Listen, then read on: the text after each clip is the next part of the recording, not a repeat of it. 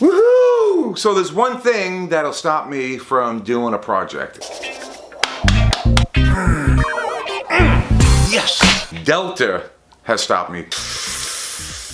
So in doing this project, this garage project, it came to a grinding halt. It stopped. I had to stop it. So about 3 weeks ago, I decided I needed a new, well, I didn't decide it. My existing table saw told me I needed a new one because it just died on me. So I really wasn't in the market to buy a table saw now. And let me give you a little backstory. So if you look at some of my older videos from several years ago, I did own a 52-inch Delta Unisaw cabinet saw.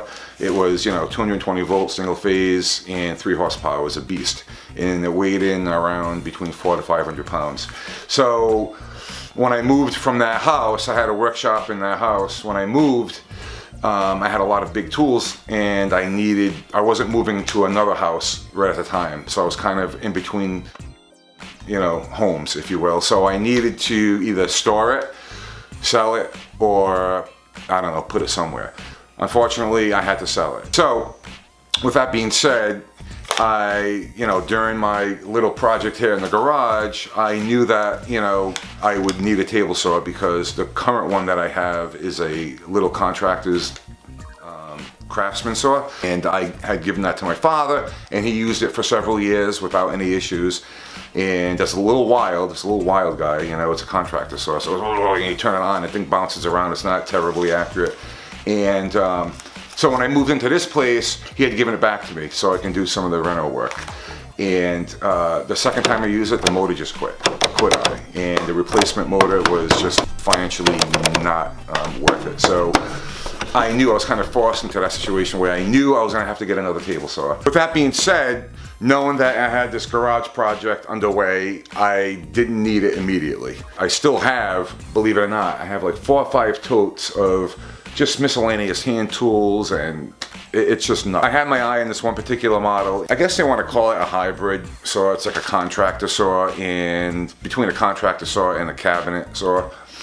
And it's the model 36725. The other 3 things that really matter to me, and to anyone for that matter, is, safety, accuracy, and reliability. So with those 3 things in mind, I kept going to this one saw because if you watch a lot of YouTube videos, there's not one bad comment on or review on this table saw. Looked at everything, it is missing a few little pieces, so I'm excited. So here it is, let's check it out.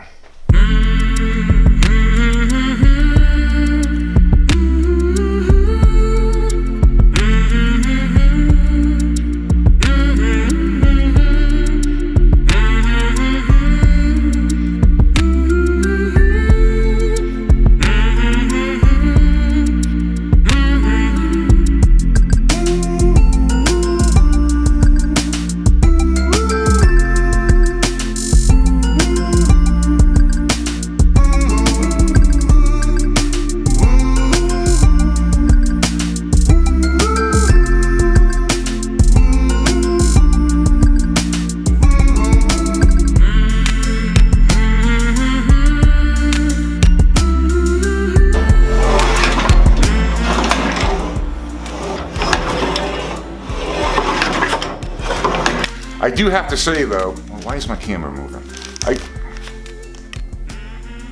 I do have to say, if you read all the reviews and if you watch all the videos on YouTube on this particular model, they all say, great saw, however, the instruction manual lacks and the assembly is a bear.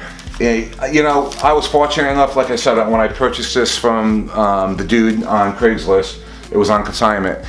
It was partially assembled. The leg assembly was already assembled, and the little fancy jewelry was already on there.